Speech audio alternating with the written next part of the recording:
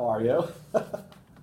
All right, so I just got to see you do a read aloud with your students, and your read aloud was about building a house. Yes. So tell me a little bit about the book that you read and how you thought your read aloud went.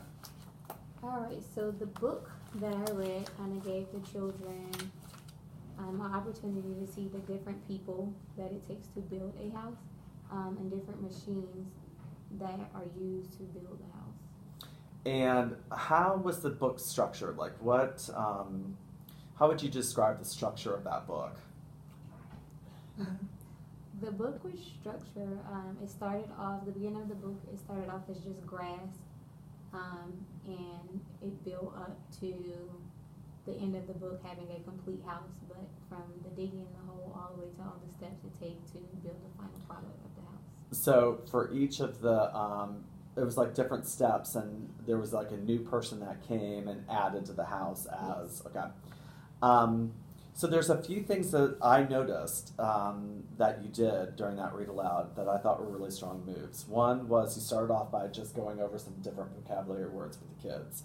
Talked about cement mixers, you talked about dump trucks, you had pictures connected with those so that you can kind of prepare the kids for maybe unknown words that they're about to see. And I think that's an important thing to do with read alouds.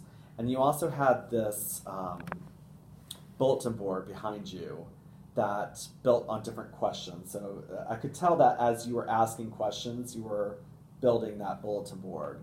Why do you think it's important for you to do these kinds of vocabulary lessons with kids for a read aloud? It builds their vocabulary in the long run, but then it helps so while you're reading at that time, the words are not just going over their head, but they'll have a better understanding when you're reading the text. Yeah, I mean, vocabulary really helps build comprehension with kids, and we know that that's one of the biggest predictors of later success for kids as readers is their knowledge of vocabulary. So the more vocabulary you can build with them in a pre-K setting, the better it's going to be for them later as readers. Okay. How else do you think the kids did during the read aloud? What other things did you kind of notice as you were conducting that read aloud? A lot of them wanted to answer. Yeah.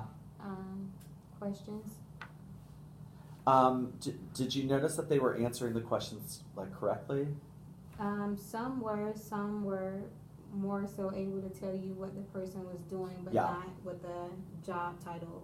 Yeah, and again, I think that's the vocabulary piece of it. I Right. think they can describe it, but the actual name of the job, I think, is a little bit harder for the 4-year-olds to know, because they're not talking about plumbers all the time, Okay, so let's talk a little bit about why do we read aloud in the first place. So why do you think read aloud is beneficial for little kids? We talked about vocabulary already. What do you think are the other benefits of doing read alouds with kids? Model. You get an opportunity to model how to read. Give children an opportunity to engage and have conversation. Okay.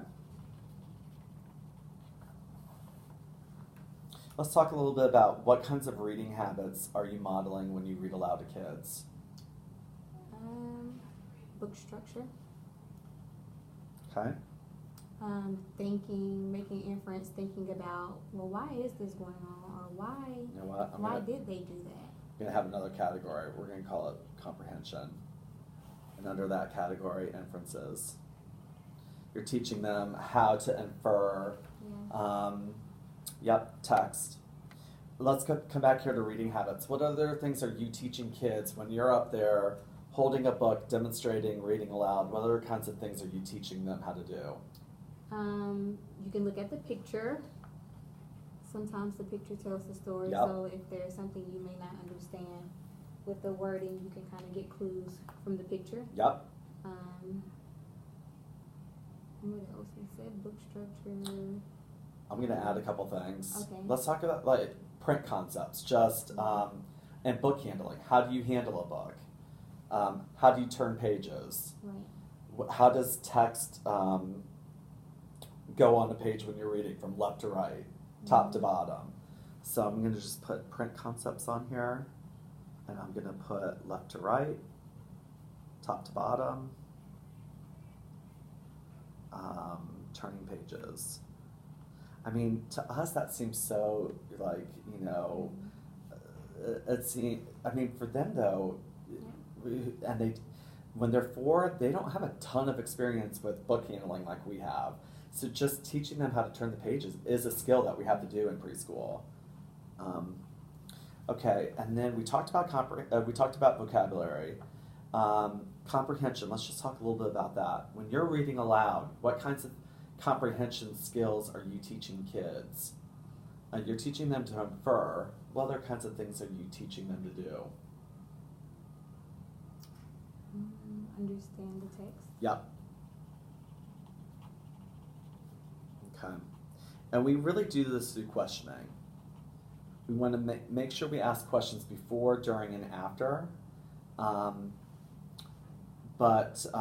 You know, good questions that will elicit, you know, maybe some open-ended thinking in terms of the questions that you ask the kids.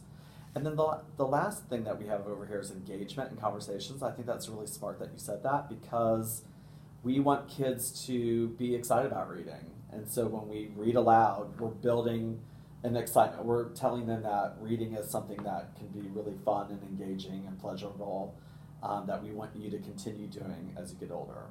Okay, so I want us to take this, why we read, to goal setting. So you're brand new here. I mean, you're a month and a half in, 2 months maybe, as a teacher here. And so let's set 3 goals for yourself when it comes to read aloud. What are 3 things that you want to try out this next month when you're doing read alouds with your kids? Higher level thinking questions. Okay. I have a resource for you that can help with that. I brought this article, and it talks about what types of questions to ask. And so I want you to refer to this. So this is page 29 in the article. This will help you develop some of those higher level thinking questions to ask kids, okay? What's a second goal that you want to set for yourself?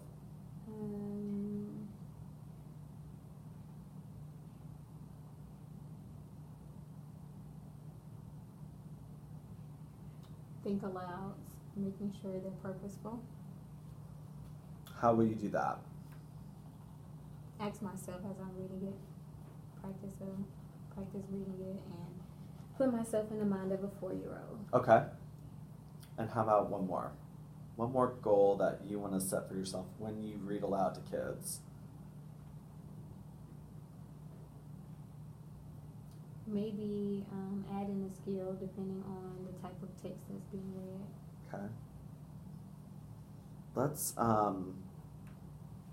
Let's identify one skill that you can do this week, maybe a little bit later this week with your read aloud. Is there a skill from here that maybe you want to demonstrate when you're reading aloud? We do that already. Okay. The print concept, we already do that. Okay. What about looking at the pictures? Maybe a question that comes around to looking at a picture and asking them a question about the picture. Yeah. Okay.